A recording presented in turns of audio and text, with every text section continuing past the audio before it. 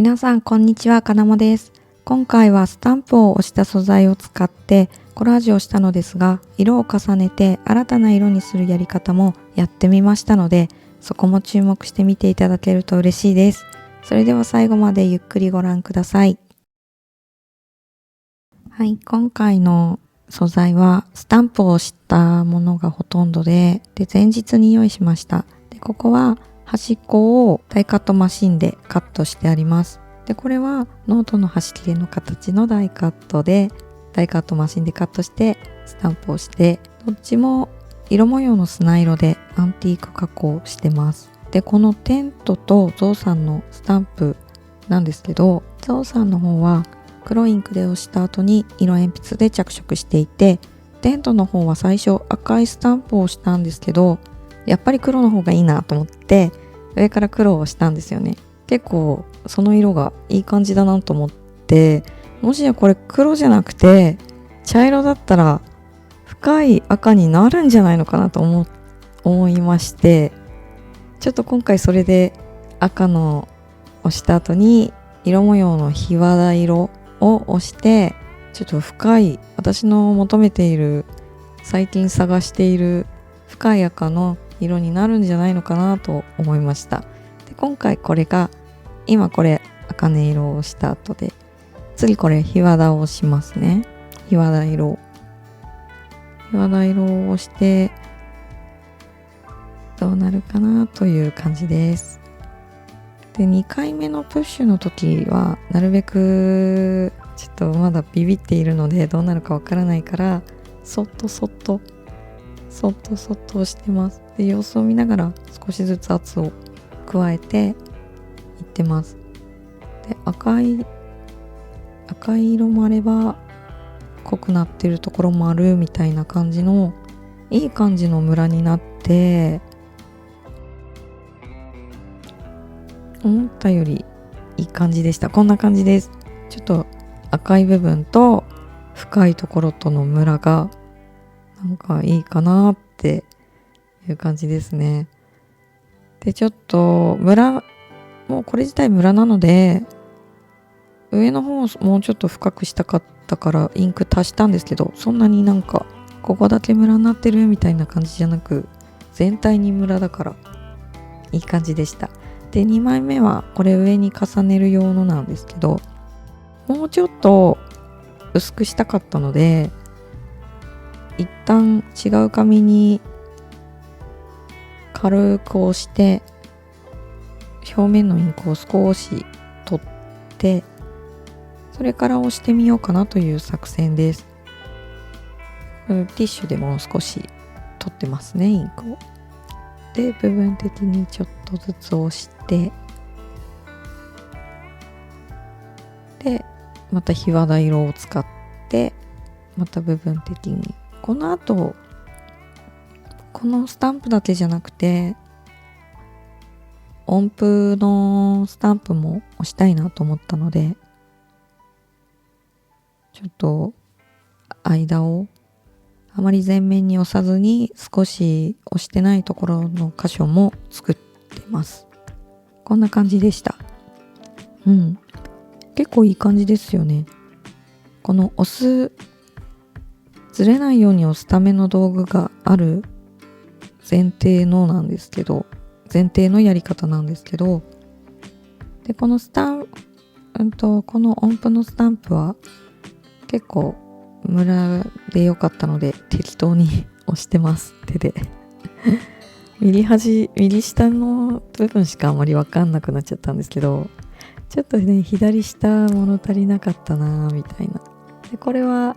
もともと押してあるフレーム枠のスタンプですね。これにどれか合うかなということで探してました。あとこの手のスタンプも使ってみたくて、今回というか最近の私は持っているものを使うということをテーマに、もう全然使えてないものがありすぎてもったいない、使ってないことがもったいない感じもしてきているので、スタンプはねどんどん使っていこうということで、この手のやつも入れてあげたいなと思いました。でこの風船なんですけど、最初これのデジタル素材のをプリントした風船使おうと思ってたんですけど、ちょっと明るすぎて目立っちゃうので、このスタンプの風船を使うことにしました。でこれも重ね押しして色分けして、風船ごとに色分けして、さらに重ね押しをしてちょっとなじませようという作戦です。これはウコンを押してますね。でこのコキヒ、そら豆のウコンとコキヒを使ってます。でちょっとはみ出ちゃうので綿棒で取ってるんですけど、このコキヒがなんかちょっと弾いちゃってきてて、どんどんなんか分離してきてるので、最後にまた押そうという。全部で4色ですね。赤、黄色、緑、オレンジっぽい色で、また最後にコキヒで、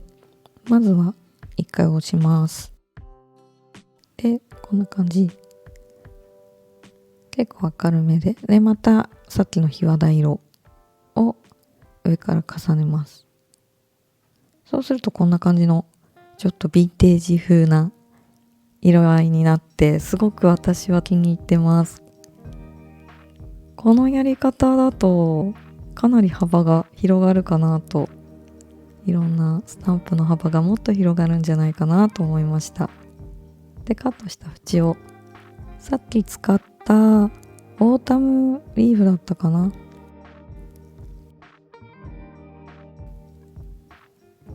で押したんですけど、この風船の手で持つところの部分がもうちょっと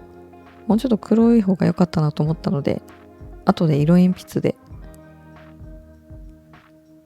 手で持つところを黒くしました。でもやっぱりちょっと黒バージョン、さっきは檜皮色でやったんですけど、黒インクバージョンもやっぱり欲しいかもってなって、ちょっとね浮いてる感じが、他のスタンプがほとんど黒ベースだったので黒も欲しくなって押してますね。今1回目のやつです。で今回の黒はステイズオンので、黒ちょっと濃いかなと思ったので1回違う紙に押してから押しました。でカットしてます。どっちもねいい感じですね。でも黒はやっぱり濃すぎる場合もあるので、一回違う紙に押してから黒を押した方がやっぱりこれで正解だったかなと思います。でどうしようかなと悩んでるところですね。配置を考え中なところです。今回はカーニバルとかサーカスとかそういうのをテーマにモチーフを選んでいて、この間